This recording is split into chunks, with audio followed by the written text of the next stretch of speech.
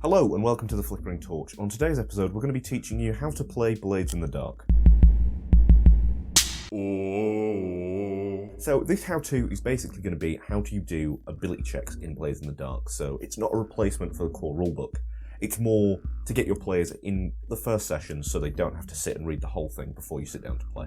So just real quick, what is Blades in the Dark? Blades in the Dark is the first Forged in the Dark system, playing Victorian-esque gang members in a fantasy city full of ghouls and horrors. If you want to watch us play Blades in the Dark, there's a title card there. So how do you play Blades in the Dark? And how do you do what the game calls action rolls? Now, the GM will call for an action roll when anything could narratively happen where failure has a consequence. So how do you do an action roll in Blades in the Dark? Well, it's actually really simple. The first thing you do is you describe your action to the GM in a way that kind of invokes one of your abilities. So let's take getting into this chest, for instance. This is my Blades in the Dark character, Aldrich Booker. Let's say he needs to get into this chest. Let's say there's coins or jewels or something in this chest that he needs to get. Now, just off the top of my head, I can think of two very different ways of getting in this chest. Either A, Aldrich here could use some thieves' tools, tinker or finesse the lock and open it. Or, which is a little bit more likely if you've watched our stream, he would use Wreck to smash the thing open. So now we've decided kind of on what ability we're going to use to make our action roll. We now need to look at what the position and what the effect is going to be. Positions are usually one of three things. You will have a control position where you're in control of the situation right now. It's not got much risk to you to do this action. You then have risky. This is kind of the default. And this is where your action will have a consequence, but it won't be massively serious. Finally, you have desperate, and this is the worst of the worst. If you have to roll in a desperate situation, you get 1 XP, which is lovely, but you're going to try and avoid desperate situations as much as possible. Here, this means that kind of your consequences will be very serious for failing. Next, effect. And I think we can describe this quite easily. So, let's say that Aldrich's lockbox is currently standard. This is a standard lockbox that we're trying to break into.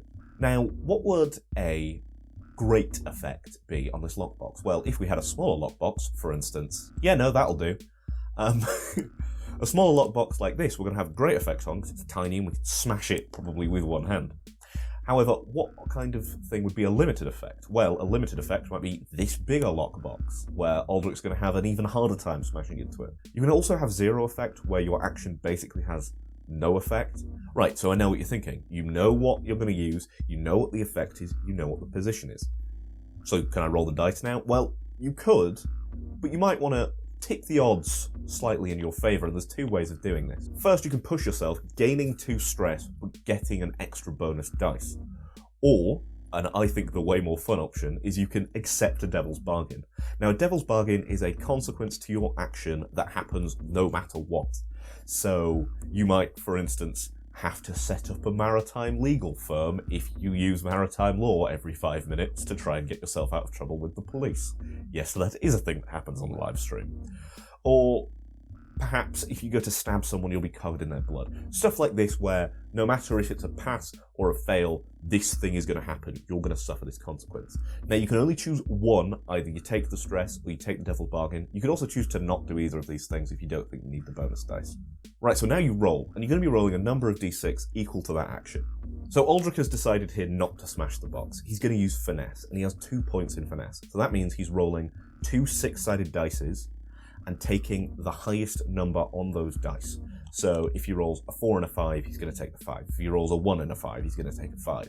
The only time this changes is if you roll 2 6s, and that's a critical success. So here we roll a 4 and a 5, we take a 5. Now let's see what the dice actually do.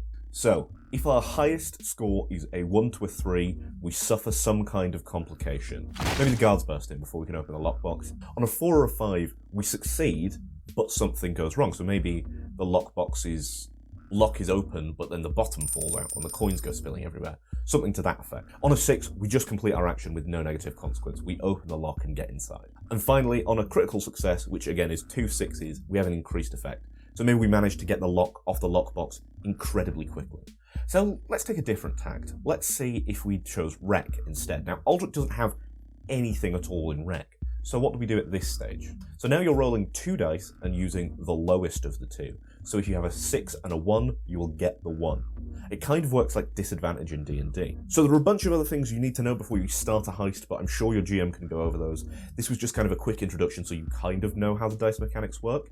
If you want to see more Blades in the Dark content, please let me know. I should have a review coming out at some stage. Thanks for watching. Don't forget to follow me on Twitter at The Flickering Torch. And don't forget to watch our live streams at 7:30 British Standard Time over on the Flickering Torch Twitch channel. I'll see you next time and happy gaming.